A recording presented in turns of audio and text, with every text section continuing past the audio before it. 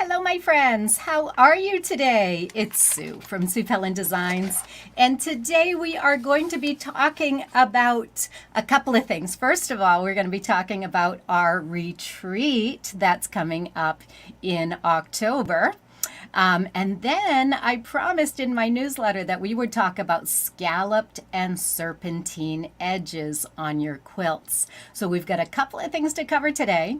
And my friend Bev is going to be here over on Facebook in order to work with me on presenting a program about our Schoodic Institute Week, which we are having in October.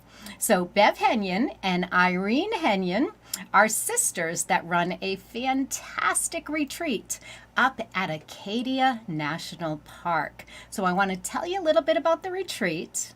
I'm going to share some photos with you. I'm going to give you Bev's information so that you can get more details about this retreat, and you can plan on being there for October 22nd through the 28th, or you can get it on your calendar for next year. Now, our dates aren't picked out for next year yet, but we're thinking we'll probably do something next year. So I'm just going to type in the dates into, let me get my water out of the way, October 22 to 28, and that is our retreat that happens at the Schoodic Institute, Acadia National Park. That's in Winter Harbor, Maine. So Bev lives up in Maine with her wonderful husband, and they found this fantastic facility called the Schoodic Institute. Now, the Schoodic Institute used to be a military facility, so there is a beautiful officers' quarters there, and there are houses for enlisted people. Now, that is no longer a military facility. It's been donated, or it's been added to the National Park Service. So now we are able to rent the Schoodic Institute in order to have a quilting retreat. So I want to share a few pictures with you of the Schoodic Institute. And I'm going to go over to the chat here and make sure that Bev is on. Oh, Helen's coming to our retreat. She says she's so excited. Good morning, Ellie. We are going to talk about more than the retreat today, but I want to start by presenting this retreat to you and just showing you some of my snapshots from last year, just to get you excited about coming, Helen, and anybody else that is thinking of joining us. So the first thing you might want to know about the retreat is, how do you get there?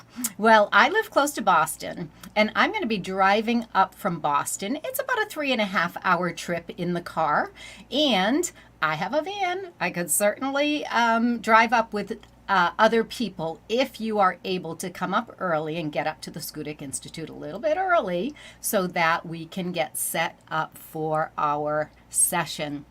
Emily, you're going to be there. Debbie West, you can't wait. Oh, that is fabulous. I'm so excited, Emily. I didn't know you were coming, and I haven't gotten my list yet from Bev. So that was a surprise to me. I just love that. It's going to be so much fun. So I want to give you a little preview. So let me share my screen with you. And we're going to be talking about the projects we're working on at Schoodic, and we're going to be talking about the area itself, and we're going to talk about some brain training and how to incorporate this type of a retreat into your positive mindset for quilters. Okay, so we're going to wrap that all into one in today's session. So let me dive right in with a little slideshow from my snapshots from last year's session. Now, Bev and I got together and we created this little slideshow for you, and we're going to narrate that slideshow for you. So yay, you're here. Debbie, Helen, Emily are all coming. Fantastic. Oh, that's so wonderful. So Bev, that's you. That says I'm here. Terrific. I'm glad you're here, Bev, so we can do this together. So I'm going to share my screen, and we're going to go through some slides with you. Irene, welcome. So Irene and Bev are sisters, and the two of them run this fabulous retreat. So in the comment section, I would like Bev to put her dates for her second retreat. I'm coming to one, but they have a UFO retreat also, and they have several retreats a year. So, oh my heavens, look at this little airplane. My husband flew up to Schoodic last year because he wanted to join me after the retreat. So out of Boston, he took this little airplane up to Bar Harbor, Maine, and I picked him up in Bar Harbor. So how do you get there? Well, that's one option. You could fly into Boston and then you could fly up on this little Cape airplane. It was an experience. He loved it. I think I would have walked the other way when I saw that plane on the tarmac in Boston. But it was super fun for him to join me after the retreat, and we did a lot of discovering in the area. So now I know the area well, as Bev and Irene do, and we're going to plan some more outdoor activities for our quilters, because positive mindset for quilters to me is an equal part of quilting, getting out in the great outdoors, doing some bending and stretching so we don't get too stiff and too settled at our sewing machines. So we're going to be incorporating some healthy lifestyle habits into this workshop. Now, we do have fabulous meals. We do have fabulous accommodations. There is a little bit of walking between the accommodations and our main sewing room, or you can take your car from door to door. So there's no exercise required, and Bev and Irene are totally going to spoil you with the fabulous food at the retreat. But I love to get outdoors, and coming to Acadia National Park is a real treat for me. So I want to let you join me. And as I go from my morning and my evening walks, we might even sneak one in at noontime, you are welcome to join me. And we're going to see some of this gorgeous landscape on the coast of Maine. Oh, Betsy, welcome. So glad that you're here. Okay, so this is the beautiful rocky coast of Maine. It is a very wooded area. We are out in the woods, but it feels very, very country, very, very safe, and absolutely stunningly beautiful. So you'll see a lot of lobster boats out there out on the coast of Maine, and you're going to really enjoy, if you enjoy lobster, you're going to enjoy a lobster dinner with us. Now, this is Bev's sweet husband, Rick, and Rick is out on the rocks, which is right near the Institute. This is right on the property, so we can definitely go see the ocean. We're not going to put our toes in October, but what you're not seeing in my pictures, because my pictures were done in September, you're not seeing the foliage. But this is going to be peak foliage season in October. I believe that's true. Bev, correct me if I'm wrong. Every year it's different. We've had a ton of rain this year. I don't know how that's going to affect the foliage, but there's a potential for beautiful foliage up here in Maine. But of course, I'm fascinated by the ocean, so a lot of photos are of the ocean. Okay, so there's a lobster boat, and you're going to get fresh lobster on our finale. Our final evening is a lobster party. You see just that beautiful coast of Maine. We're going to really enjoy the ocean this year. So here is our facility, and what you're going to see is the UFOs over Schoodic logo right out front. So we are quilting here. This is a fabulous facility that has a kitchen. It has our sewing room. It has a huge interior hallway. It's got a big back deck where we can have our lunches and do our group photo, of course. And it's got a big auditorium area that has all kinds of programs going on throughout the year. Who knew? So this is our classroom. And oh my goodness, you see those little lobsters? That was a little gift that Bev and Irene left for all of our group, along with that beautiful little box for all of our workstations. Bev's husband made those fabulous design boards for us last year. There's always something special and some really exciting takeaways from the retreat. So you will be treated royally by Irene and Bev and by their husbands, who just take care of us beautifully. So this is our workspace, and you'll see there's only one chair at each table. So each person gets their own table in the workspace. Then we, this is a little out of order. You can tell I'm excited about lobster. This is our lobster party on our last day at the retreat. So we're sorry, I got them a little bit out of order. But you can see our friends are having a fabulous time. This is Chris Powell here at the retreat. And we were working on Enough Love to Go Around last year, which is a quilt project that our members or our group here was able to get probably about 75% of the top complete during the session.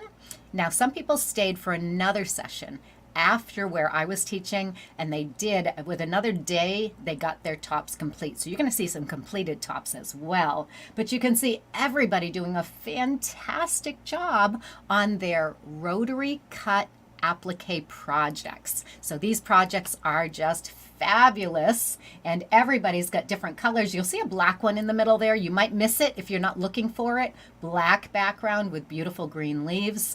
Lots of people had white or beige, and you see that beautiful purple background behind the black one. So people bring their own fabrics and make their own version of my quilts. And we'll talk about the quilts that we're going to be working on this year at Schoodic. We'll talk about those because I've got some slides of those projects as well. 6-foot tables. Yes, absolutely. We had so much space. It was fabulous. Yet we were all close enough to really get to know each other. That community up there was just so fabulous. I had such a great time and made so many new friends. So we did a little bit of show and tell. This is June, and June brought up one of the projects that she worked on during our Ahead of the Curve sessions. So quite a few of the people who came are also Ahead of the Curve members, but you don't need to be a member to come. If you would like to dive into our techniques, the rotary cut applique techniques, this is the perfect intensive workshop to do just that. So here Bev caught me as I was cutting. Terrible picture. But you know what? I had a whole table to myself to demonstrate, so we could gather around and we could I'd demonstrate up at the front of the room, and then everybody had plenty of table room at their own space to make their own quilts. Debbie West says she could pick somebody up at the airport as well. Hey, Margaret Smith, good to see you watching. Lisa, nice to see you here too. Excellent. So again, I'm back to the landscape because to me, I could retreat in my own backyard, right? If I'm just going to sit at a hotel, I could retreat in my own backyard. But what I don't get in my own backyard is this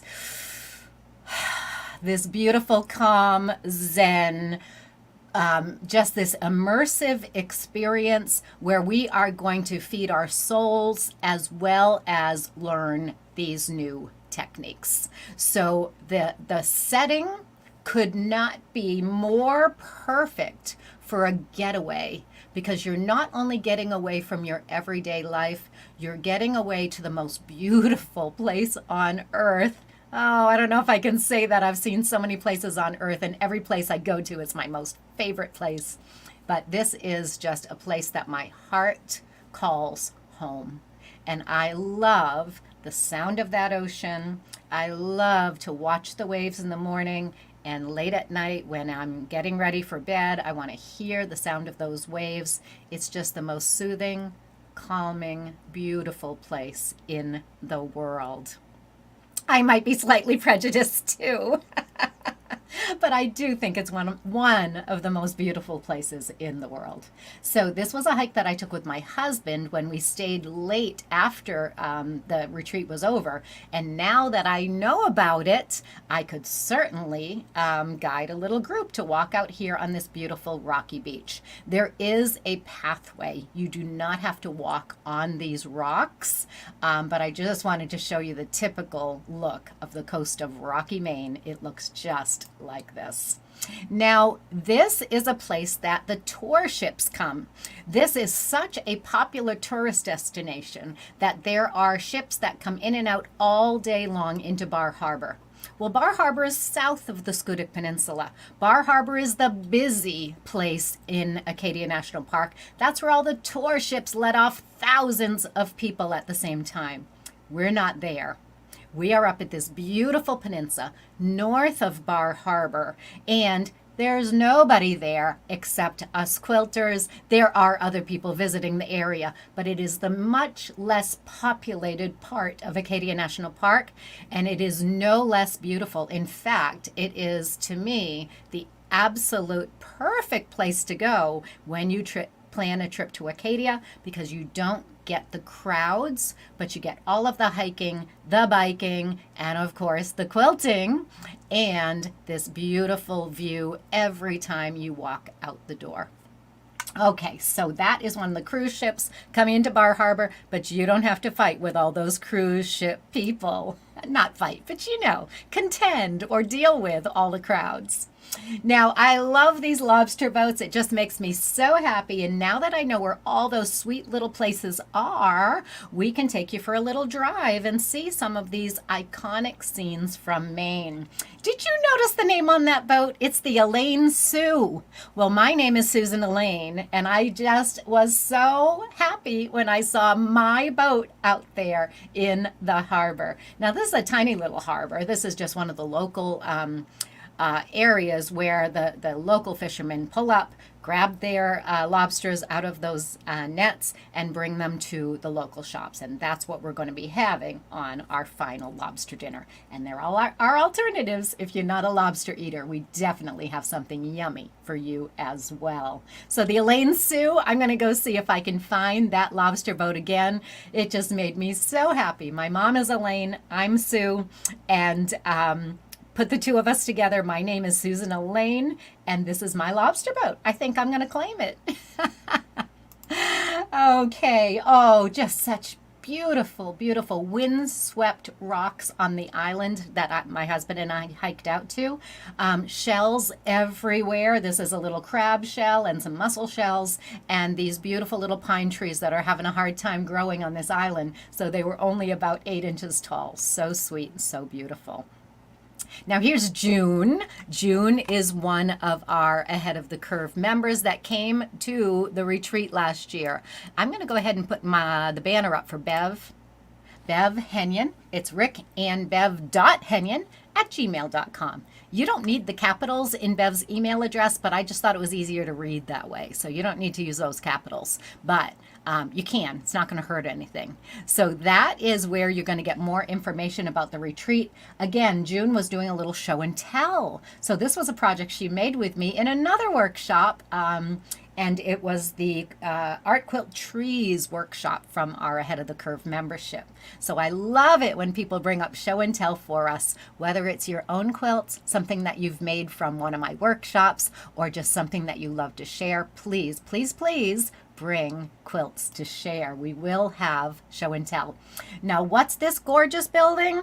Well, I was spoiled rotten by Bev and Irene, and I was put up in the officers' quarters, and this is the oh gosh, is it the Roosevelt building? It's a president's name, and I want to say the Roosevelt building, but I might be wrong. So Bev, correct me. Irene, correct me if I'm wrong. I think it's Roosevelt Hall. Okay, absolutely stunning. Oh, Rockefeller, thank you. See, it's not a president, but that's okay. Oh, sure it is. Anyway, I don't know my history. I'm just thinking off the cuff, and I really thought it was Roosevelt, but it's Rockefeller Hall. It is a stunning building, beautiful architecture. And on the back side of this building is a huge patio and deck where we can take some amazing quilt photos. So you will love seeing this Rockefeller Hall. And downstairs it has a little museum, and it has guides for your Acadia National Park trip. So if you want to stay a few extra days and explore the other areas of the park, then you would go to those guides and they could plan a little itinerary for you. So, or if you just want a morning walk and you're not sure where to walk, go down and see the guides and they will help you enjoy the area.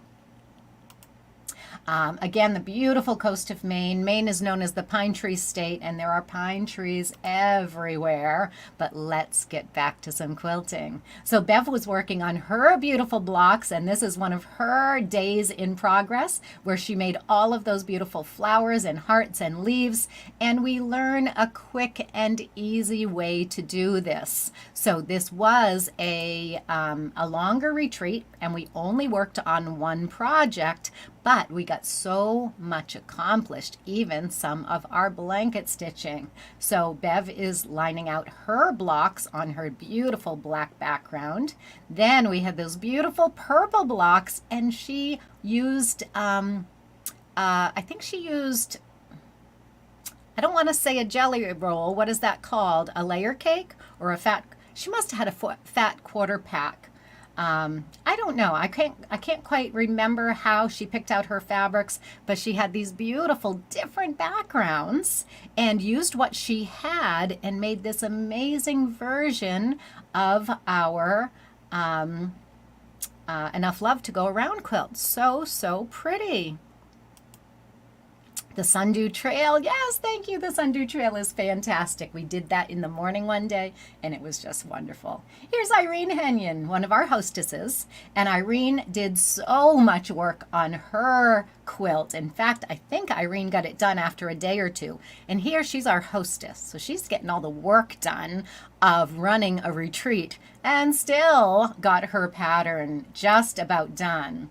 So here I am with a couple of our friends. Oh my goodness, you caught me in my moose slippers. There are moose in Maine, so I just had to use my moose slippers. So here I am with Debbie West and hold on, and Chris Powell. Sorry, Debbie and Chris.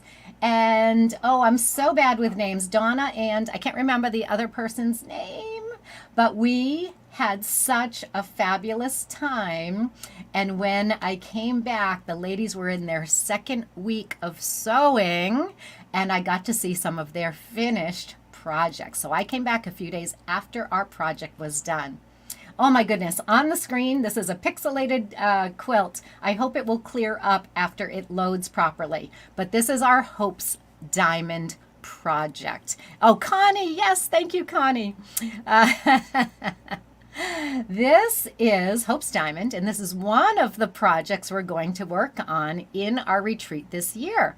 We decided to choose some smaller projects so that you could get more than one project underway and even possibly completed during our session at Schoodic. And we are there from the 22nd to the 28th. That gives us 6 sessions. Now it's not 6 full days, but it's 6 sessions of sewing where we can get a whole lot done. So Hope's Diamond is one of our projects, and there's a little bonus project that goes along with this. I don't think I printed a picture of the bonus project in this slideshow, but you'll get the instructions for the bonus project as well when you come up to Schoodic. The sunsets are fabulous. And did you know this is one of the premier stargazing areas of the world because it's so dark up there in Maine with no light pollution from no major cities nearby. So the sky is spectacular at night, and you will really enjoy your walk back to your room in the evening or your drive back if you decide to take your car. You'll see the beautiful sunsets as well as a million stars in the sky. Now, of course, there's wildlife all around the Institute. This is right out in the parking lot outside of the sewing room. And yeah, there's deer. I didn't see a moose, but I'm sure they're around. And there's just wildlife everywhere because of the ocean. Beautiful, beautiful birds and, of course, seals.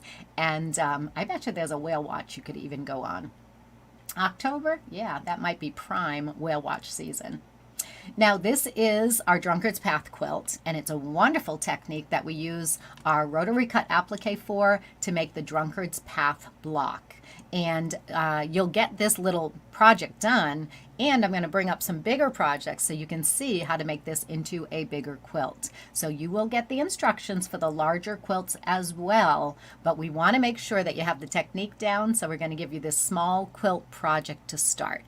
You can check on whale watch trips. That might be fun. Yeah, 5 full days. 5 full days together. So I'm super excited about getting up there and getting a lot of sewing done. I'm going to maybe stay up an extra day or two so I can get like that whale watch in or some other activity on my own. We're not going to be planning those things for you, but since you're up in the area, you may want to take advantage of those additional things that you can do in the area. Now, I'm not going to guarantee there's whale watches. I just was thinking offhand that it might be the time for that, but we're also late in the season.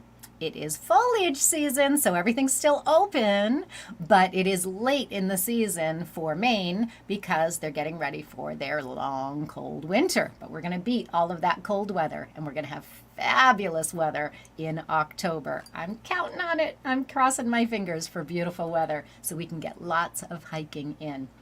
So this is another setting for our Drunkard's Path quilt. This is another setting. There's so many different ways you can set Drunkard's Path, but the whole technique here is learning how to do this in an easier way. Traditional Drunkard's Path was done with curved piecing. We're not going to be curved piecing, and the Hope's Diamond that I showed you earlier, that was not done with curved piecing. That is strictly, let's see if I can get that picture up again. Oh, why is it so tiny? Okay, well, I guess, I guess because it is, the quality of the picture is low. It made it really tiny this time. So this is not curved piecing. This is all applique. It's all fast, easy, rotary cut, and you're cutting 4 layers of fabric at a time. So these are fast, fun, easy projects, and the whole point is for you to learn the technique that you can then apply to future projects. So there are our 2 different layouts for Drunkard's Path. So you're going to learn the Hope's Diamond quilt as well as the Drunkard's Path quilt, and then we will have lots of time to get those projects stitched and almost done. I think you're probably going to go home with your tops finished. Okay?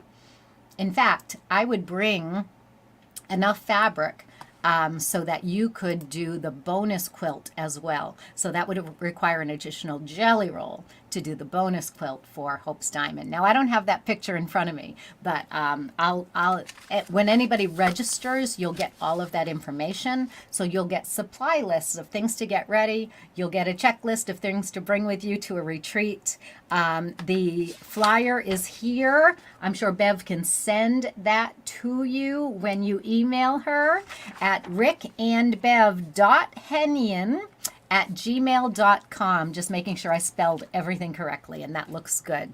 So that is our Schoodic retreat week, and I'm so pleased that Bev and Irene convinced me to come up last year. You know that I stopped traveling, and when Bev and Irene came to me with this idea of going up to Maine, I said, nope, I stopped traveling. I'm just not doing those types of workshops anymore.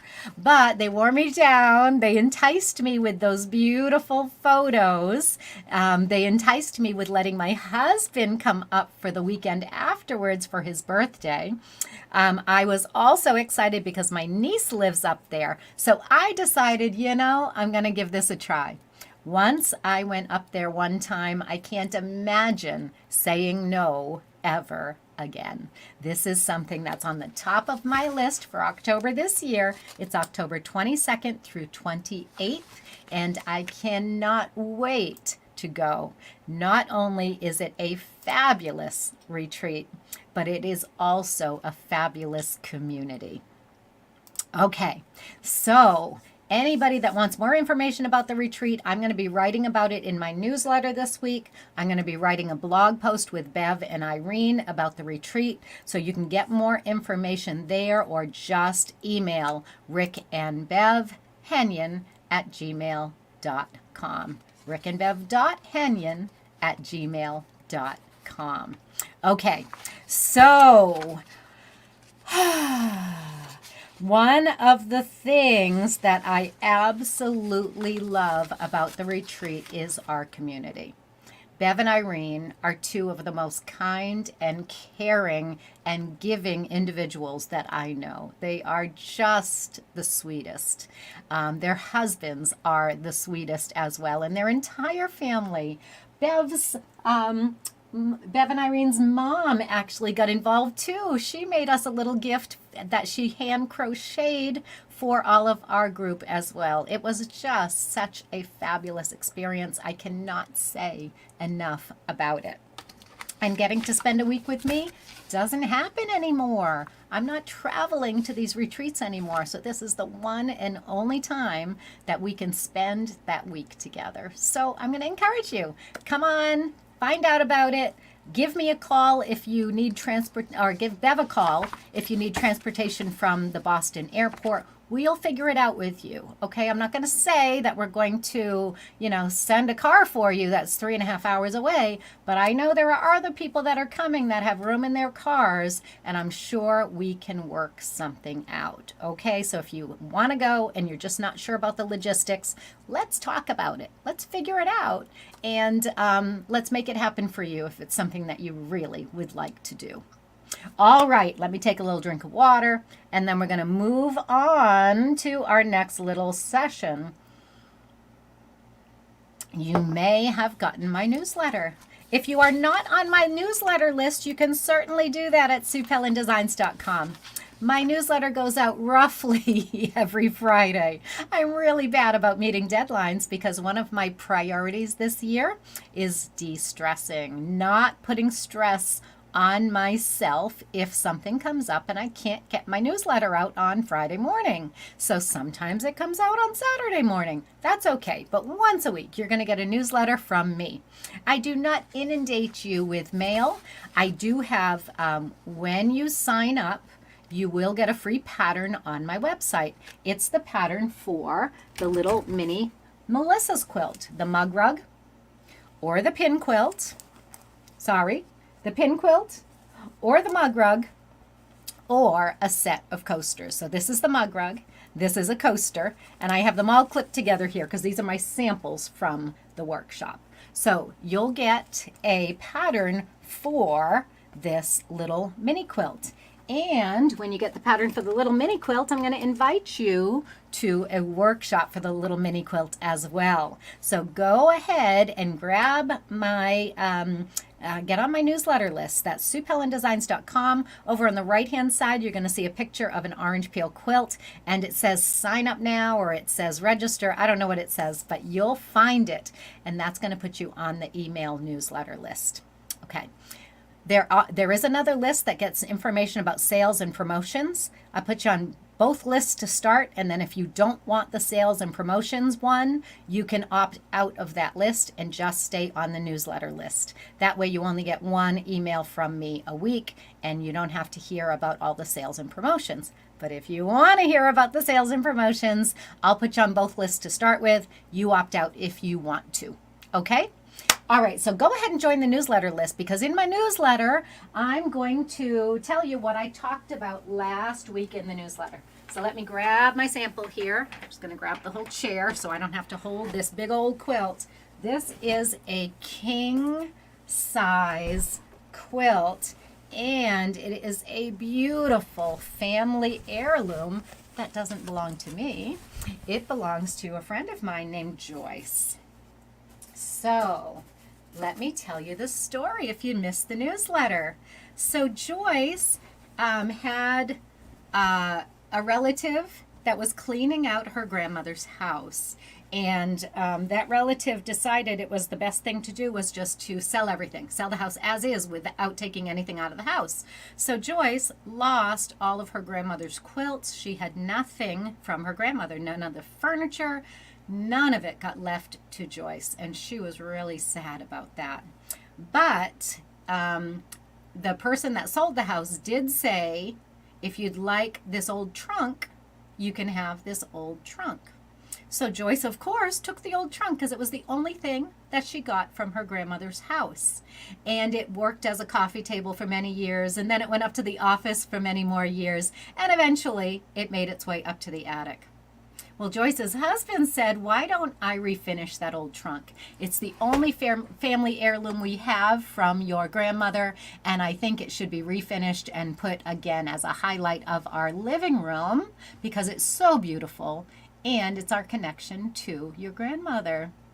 So Dan went to refinish this old trunk, and as he was stripping out the outside, he found that there was a false bottom. There was a cardboard bottom on that trunk, and when he removed the false bottom, he found the blocks already made for this beautiful Dresden plate on this amazing bubblegum pink. So these are 20s and 30s fabrics. They are wonderful fabrics. What a fabulous example, because they're in pristine condition. They were never used. They were just the blocks, and they were already stitched onto the background. Well, when Dan came out with these beautiful blocks, and there was enough for a king-size quilt, Joyce is the most amazing quilter. She actually started our quilting guild, so she knew she could finish this quilt.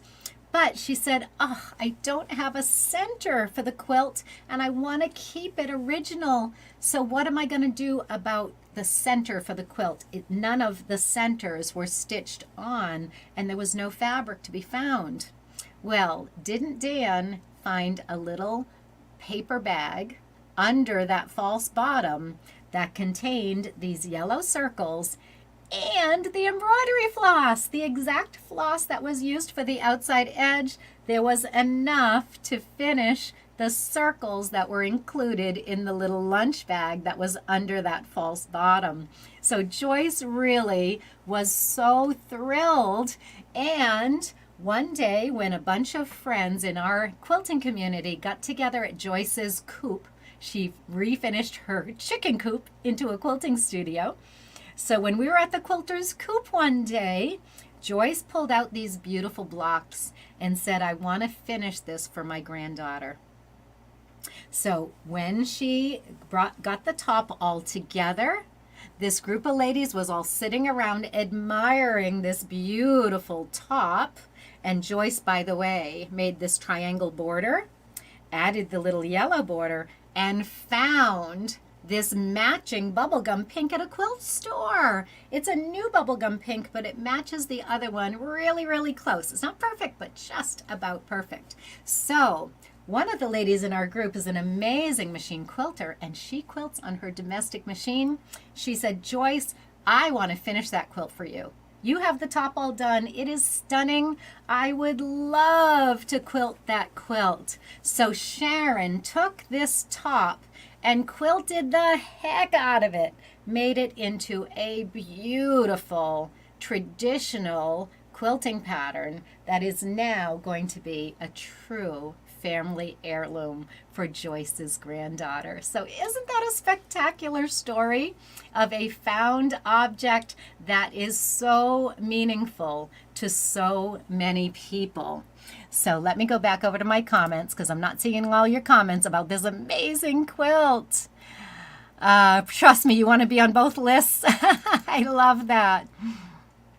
You may need the pin quilt if you come to the retreat. Oh, maybe there's a pin in our future. Oh, how exciting. Okay. Okay.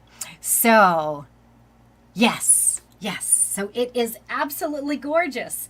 And the fact about the community, right? Do you have a quilting community like that will just pitch in and just say, you know, we know you want to finish this for your family. Let's pitch in and get it done. Well, Joyce remembered that, and she didn't ask me to bind this quilt, but she said, could you find somebody to bind this quilt for me? Because she was perfectly fine doing the yards and yards and yards of bias binding. But she was not too excited about wrangling this king-size quilt through her sewing machine to put on a bias binding. It can be a little bit intimidating, can't it? So I want to talk to you today about a bias binding. And I'm going to move this quilt so I can bring it over to my workstation. And I'm going to change my camera down to my workstation. Let's see if I can make that happen. Okay, good. So you're seeing my workstation, which right now is a totally different project. So I apologize. Let me move that project out of the way. I was teaching a workshop yesterday on our Baltimore blocks, and I worked on this Baltimore block yesterday, and this morning I was cutting more petals for these little flowers. I was trying to decide which flower colors I liked better, and I ended up, my group ended up deciding that this flower color combination was better. So this morning I was cutting flowers for that quilt. So let me put that aside so I can show you Joyce's quilt and how we are going to put on that bias binding. So I'm grabbing my scissors here because there is a little bit of cutting that needs to happen. Now on Joyce's quilt, oh, it is big. Let me get a little section out under the camera, and the rest is going to be supported by my chair here.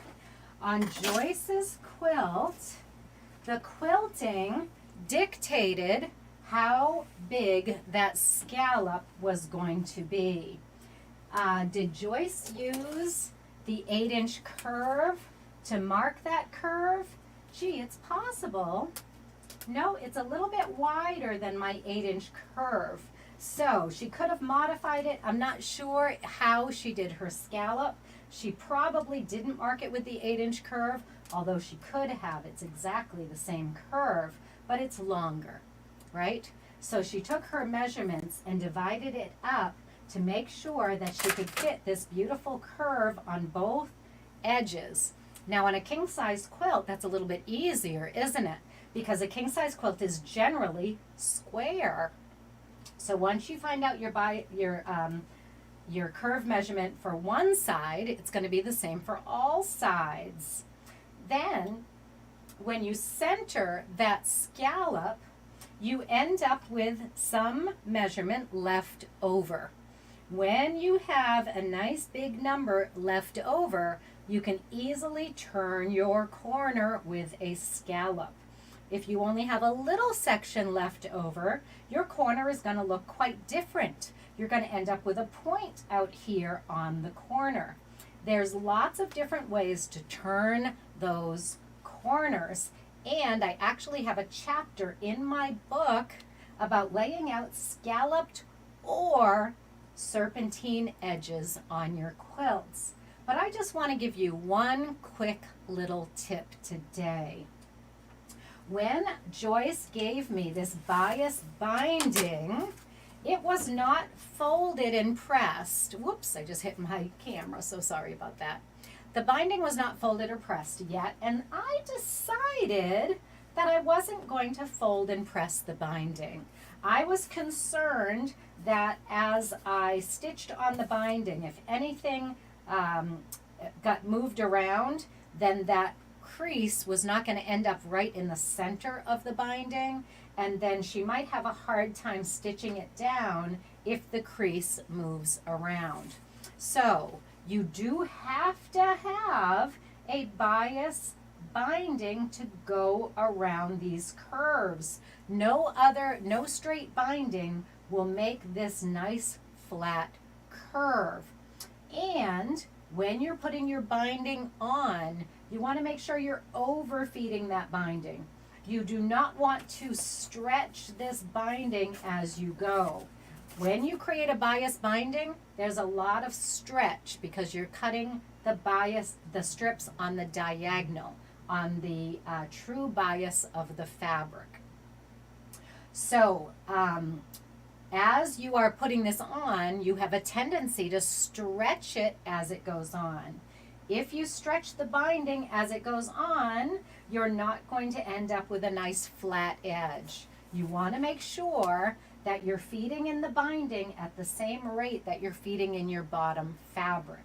Using a walking foot on your sewing machine is a really, really good idea.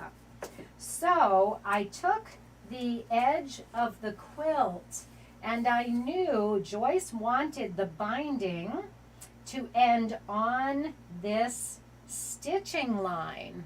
So if the binding is sewn on that stitching line, where am I going to line up those edges? So I actually took my chalk and I marked a line with chalk just 1/4 of an inch beyond that stitching line. So that when I do, and I'm going to raise up the table. Let's see if I can raise up, whoop, wrong one. I'm going to raise up the table a little bit so you can see a little more closely that marked line. Okay, I think we're good. Is that as high as it goes? I'm going to get it up as high as it goes. Okay. So now that I have that marked line, I'm going to line up the edges of my bias with that line. But here I am at the inside point of my scallop. There's no way I can bring this fabric around. You see how bunchy it's getting, trying to bring this fabric around and put it on that line? There's no way I can get my needle in there and have everything laying flat. Do you see how it's all coming up on me when I try to put my needle in?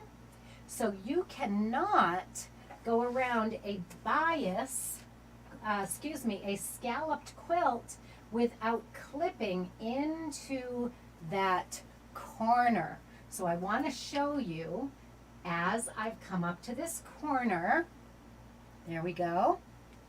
So I've come up to this corner and I have back stitched for 3 or 4 stitches and cut my thread. So it's not attached to the sewing machine anymore. I've actually finished my stitching right at that inside corner and then backed out again. Now I'm going to take my scissors and I'm going to cut this quilt. Now, did you notice that I did not cut the quilt on the edge of the quilt that's curved? If I cut the edge of the quilt that's curved, that edge could potentially stretch as I'm sewing on the binding. We want to keep that quilt intact so there's no stretch in either direction. So as we sew on this binding, this curved edge is not stretching. So I haven't cut out any of the fabric between the scallops. I'm simply going straight in from the edge of the quilt, and I'm going to end my clipping at the last stitch. So I'm pulling the binding back so I can see that very last stitch, and I'm going to clip all the way up to that last stitch. I'm not cutting through the binding, I'm simply cutting through the quilt top itself right up to the very last stitch. Now I can straighten this out. I can put a big pleat in the quilt on the inside, so I straighten out this outside edge. I'm going to put my needle directly back into that exact same hole again, and then I can easily pull this end to match up to the marked line, and I'm gently going to bring the 2 edges of the fabric together. Remember, I didn't press it ahead of time. I could have, but I didn't. And I'm just going to gently ease this fabric around that curve. So by clipping straight in, we're able to open up this V right here to give us plenty of leeway for working. Unless you clip all the way up to that stitching line, you're not going to get this fabric to open up, and you will never get this corner to continue. That you're never going to get this binding to continue on that marked line with the chalk. Okay, so what happens after you are done stitching that corner? Well, I'm done stitching the corner. You see how there's no additional bulk in my binding. When you do an outside point, you've got to put extra fabric to go around that point in your binding. So we have that little technique of folding backwards and then forward to add that little mitered corner on your binding. This is going to be an inside miter. That way there's no extra fabric on an inside miter, only what you have to have. So that's why we stop and we back stitch, so that if we pull it all, those stitches won't come out. And then when we go around the other edge, we put our needle in the same hole. So we're starting that stitch at the same point to go forward. I'm going to go forward a few stitches. I'm going to back right into that point, and then I'm going to continue stitching my binding on the curve. Now when it relaxes and it comes back to being flat, that's when we're going to need to trim away this excess fabric. And I'm not going to do that until all of the binding is on the quilt. In fact, I'm not going to do this until I'm ready to hand stitch this binding down. When I go to hand stitch the binding down, I can make a little clip right here, because you're going to see that binding here in the seam allowance is gathered up. It's making a little point here. So I could certainly, if I want to, I could certainly clip out any excess binding on the inside point, but make sure that you do not clip all the way to the stitches. So now our inside point doesn't have a lot of extra bulk.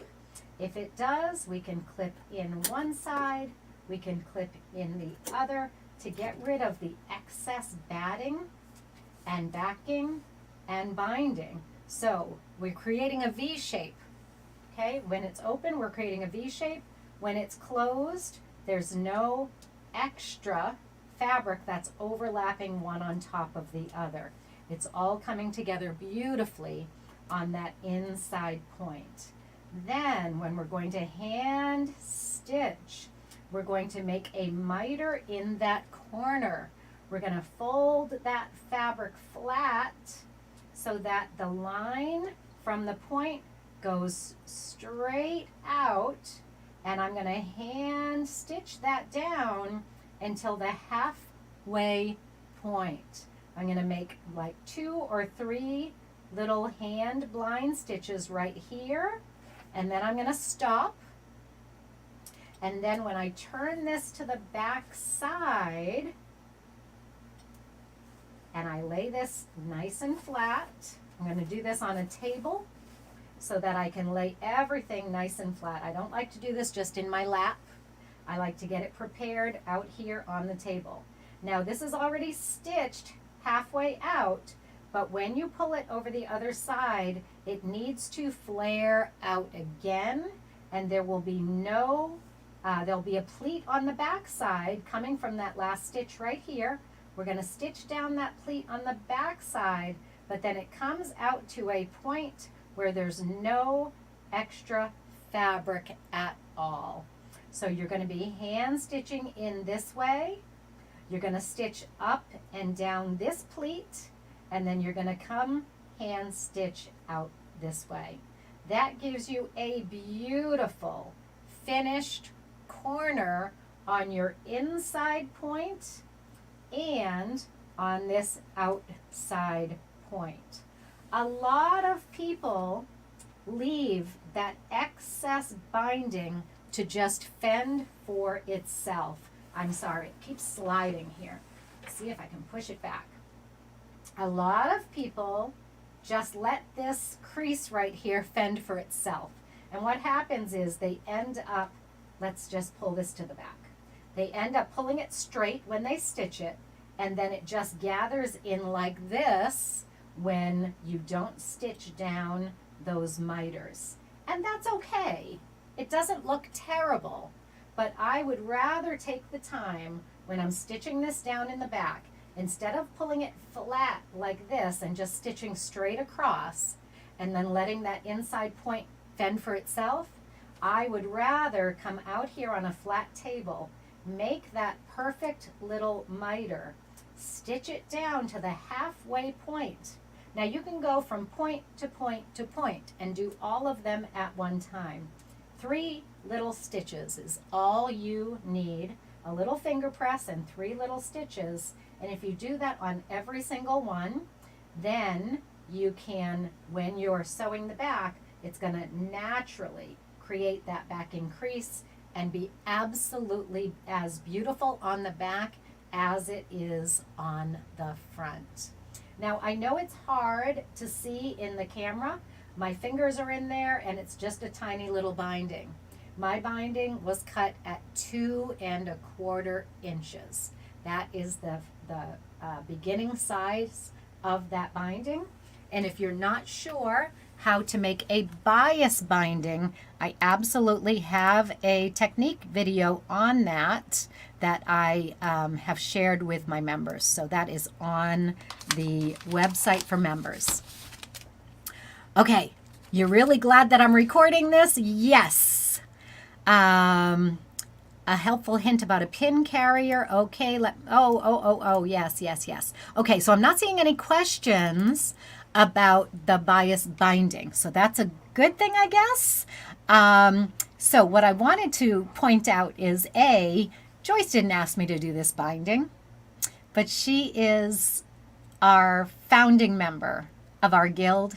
She is such a giving person. She loves to do things for other people. She's the head of our Sunshine Committee. She brings sunshine to anybody that needs it in our guild, sending cards, letting everybody know what's going on with people. She is just such a kind and caring person that when she asked if I could hire somebody to finish her quilt, I knew that I wanted to do this for my friend Joyce. So I let her know that I'm gonna do the binding myself. She's gonna do the hand stitching. I'm just gonna wrestle with the big quilt under the sewing machine. Joyce is gonna do the hand stitching herself, and she's got a beautiful label already planned to go to her granddaughter. So your quilting community can be such an important part of your quilting world. Now, this community that I'm talking about, we've been getting together in person for over 30 years. We are such a tight-knit group. Some of us, we are a very welcoming group. But yeah, it's hard when you're trying to get into a new group, and some of the members have been getting together for 30 years. But that's not at all hard when it comes to going on a retreat like in Schoodic. It's not at all hard because every person there was new last year. Not everybody is coming back for health reasons, for other reasons. We wanted everybody to come back, but unfortunately it's not going to happen because of people's circumstances in their life. So we are so welcoming to new members. It's not a group that's hard to fit in. Everybody fits in because everybody that comes is a quilter, and we all have the same goals, and we all have the same ambitions, and we all have the same love of quilting. So that is the common thread that binds us together. Now, if you love to hike, bonus, you can come hiking with me. If you love to have lobster dinner, bonus, you get to do that with us too. But if you just love to quilt, you will feel right at home with this amazing core group of quilters that we already have from last year. So many of us are coming back, but there are openings for this retreat at Schoodic. If you have that desire for a quilting community that cares for each other and takes care of each other, we need to come together. We can come together virtually as we are right now. We can come together on Zoom as we do in our Ahead of the Curve membership. But there are times when I'm tired of seeing everybody on Zoom and I want to give you a great big hug, and I can't do that virtually. So if you are able to come to Schoodic, it would mean so much to me that you want to spend a week with me and with the other members of our community creating beautiful quilts together.